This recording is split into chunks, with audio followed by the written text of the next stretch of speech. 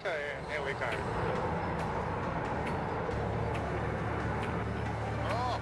It starts with an awesome, face-flattening ascent. Within seconds, I'm thousands of metres above Amberley Air Base near Brisbane. Oh, that is amazing. Hurtling towards the sound barrier. Oh, mate, that's like being on the end of a missile. It's a rare but stomach-turning treat. Gee, I'm glad the sun's up there in the sky. It's the only way I can tell whether I was up or down. This is the front line of Australia's new generation Air Force, the FA-18 Super Hornet. Okay, so they're supersonic now, so we're... My pilot, Dan Greeley, takes me through the lock. Yeah, right now. Barrel rolls, flip the loops, That's it. Yes. and low-level swoops. So this is Cape Morton, we're passing on the right.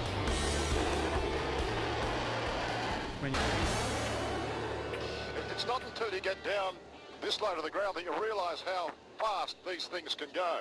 Technically, this fighter can do 1.8 Mach, or if you like, almost twice the speed of sound.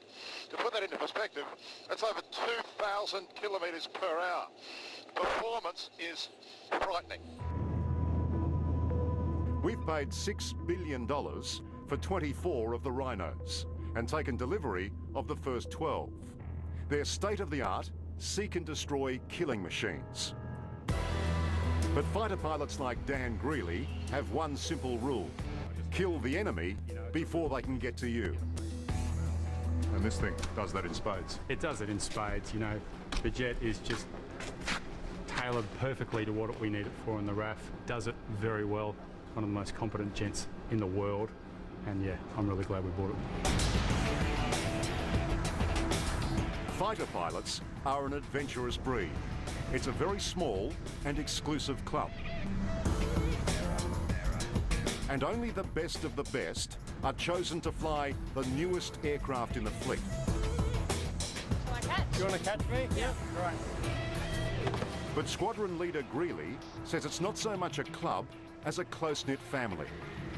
In fact, it's where he met his wife-to-be, Flight Lieutenant Catherine J.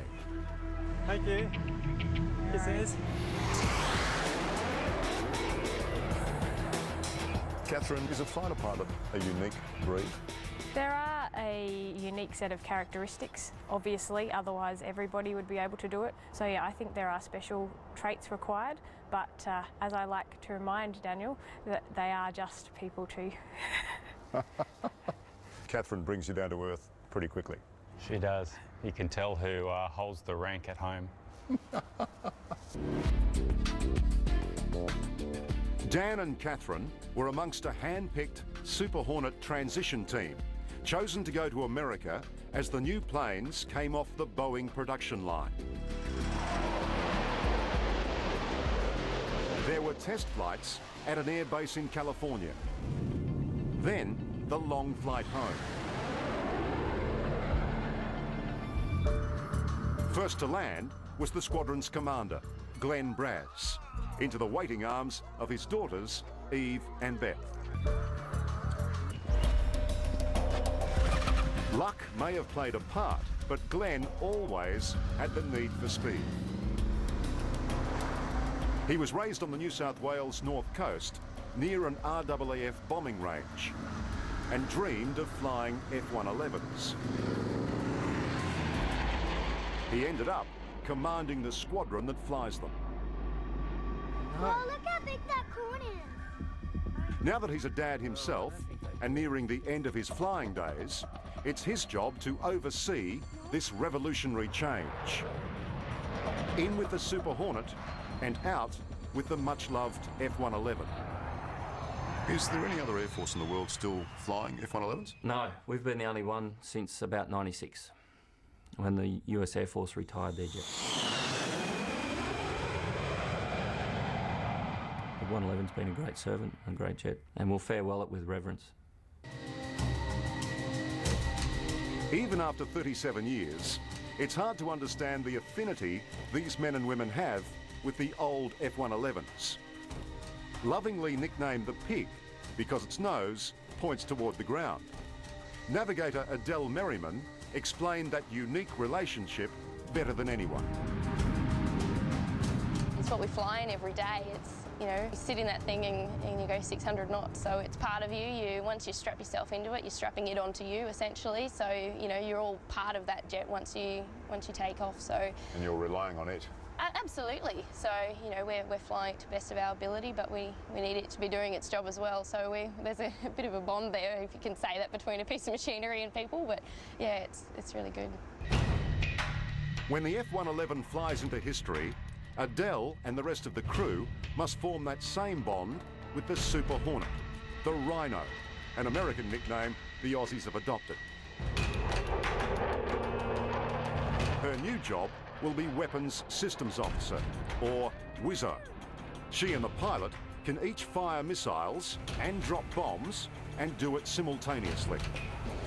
So you'll be the pilot's second set of eyes? Yeah, essentially we're providing that extra brain, extra set of eyes and hands to do, you know, what he can't do. So you'll go from pig girl to rhino girl? Yeah. I'd call that a promotion.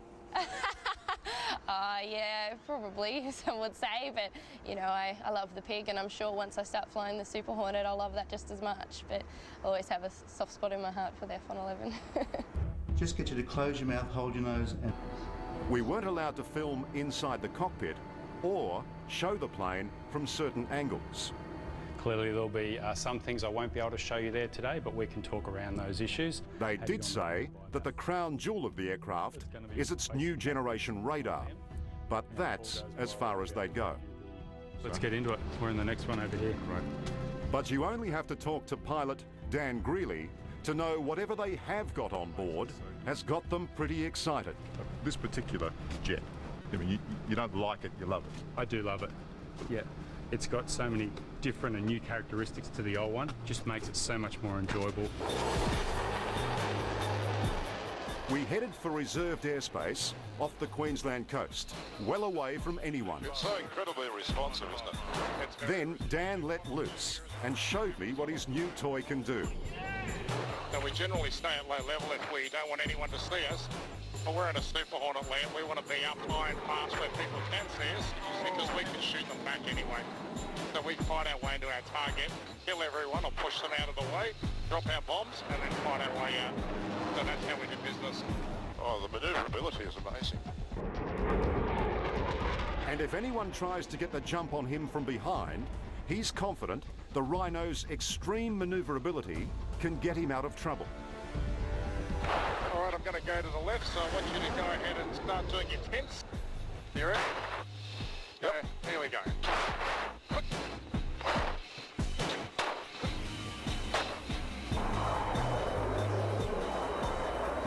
So that was 6.7G, and then he's shooting at us, so we want to get into some manoeuvring. And you see the way the jet is just whipping around the corner.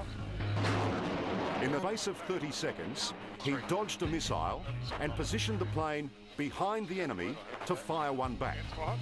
It's phenomenal. An air-to-air engagement can be totally complete in less than a minute. So you have to use everything at your fingertips to kill him quickly, otherwise he's going to kill you or his buddy's going to kill you. Well, you've only got one chance, haven't you? That's right. It must be comforting for a pilot to know he's got a better plane than anyone else in our corner of the world.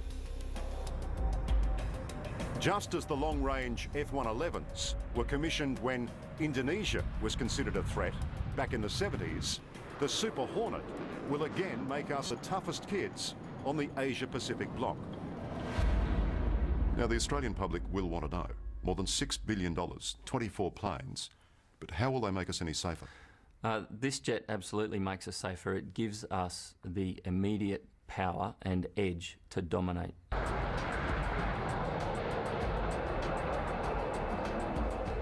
Now, it's up to the young men and women of the RAAF to deliver, to ensure that our $6 billion is money well spent. Thanks for that. That was great. The Air Force says with the best planes and the best pilots, they're confident of that. It's very easy to fly. Anyone could fly an F-18. It's operating an F-18 that's the tricky part. Well, I hope you never have to fly in a war zone, but if you do... Well, if you had to go to war, it'd be a great machine to go in. I'm confident of that.